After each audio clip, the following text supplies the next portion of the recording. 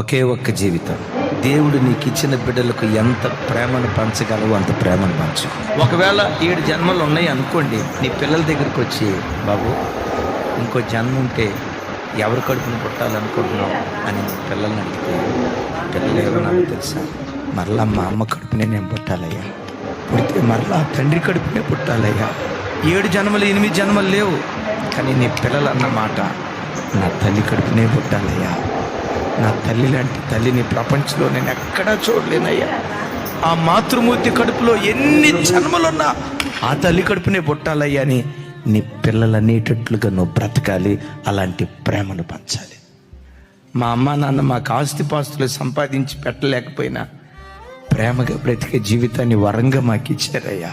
మరొక జన్మంటూ ఉంటే ఆ తల్లి కడుపులోనే పుట్టాలని నీ పిల్లలు అనేటట్లుగా ఆ మాతృత్వాన్ని నీ పిల్లలకు నువ్వు పంచాలి.